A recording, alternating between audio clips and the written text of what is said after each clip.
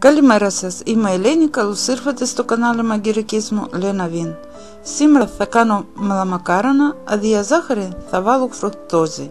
Η φρουκτόζη προέρχεται από τα φρούτα μέλι και λαχανικά. Είναι ένα γλυκαντικό, μία μισή φορά γλυκότερη από την ζάχαρη, οπότε καταναλώνεται σε μικρότερη ποσότητα, παρέχοντας μέχρι και 45% λιγότερες θερμίδες. Αλλά η γνώμη μου είναι ότι η φρουκτόζη δεν είναι καλύτερη από την ζάχαρη.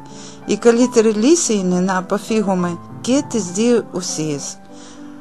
Παρ' όλα αυτά, εγώ έκανα μελαμακάρονα με φρουκτόζη και η συνταγή αυτή μου αρέσει πάρα πολύ. Και πάμε στα υλικά. Για τη ζύμη 1,5 φλιτζάνι λάδι, 1 τρίτο φλιτζανιού φρουκτόζη, χυμός και ξύσμα από ένα πορτοκάλι, 1 τέταρτο φλιτζανιού κονιάκ, 1 κουταλάκι του γλυκού baking powder, μισό κουταλάκι του γλυκού σόδα, 1 κουταλάκι του γλυκού κανέλα, 1 τέταρτο κουταλάκι του γλυκού γαρίφαλα, 4 και μισό φλιτζάνι αλεύρι για όλες τις χρήσεις. Για το σιρόπι μισό φλιτζάνι φρουκτόζη, 2 τρίτο φλιτζανιού νερό, 1,5 φλιτζάνι μέλι και μισό φλιτζάνι καρύδια ψιλοκαμμένα.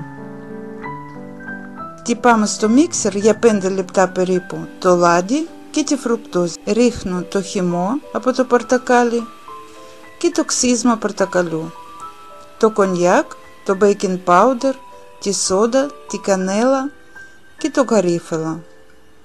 Συνεχίζω το χτύπημα. Τέλος προσθέτω λίγο το αλεύρι και ζυμώνω μέχρι να δημιουργηθεί μια μαλακή ζύμη.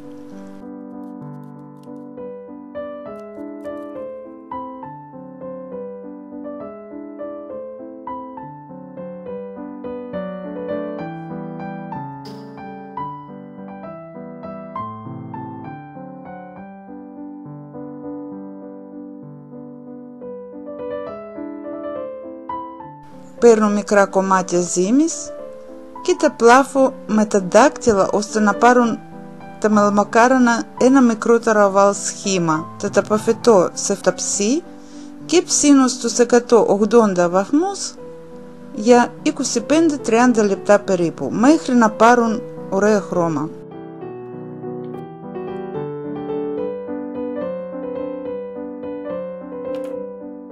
Βάζω σε ένα κατσαρολάκι τα υλικά του σιρόπι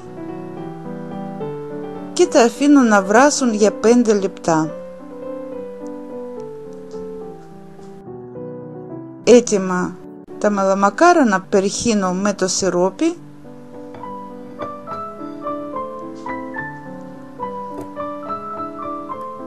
ακόμα που είναι ζεστά.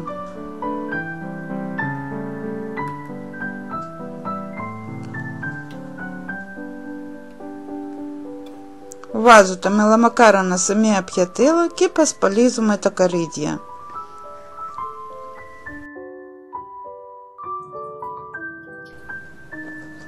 Αυτά ήθελα να σας δείξω σήμερα. Καλή επιτυχία. Γεια σας.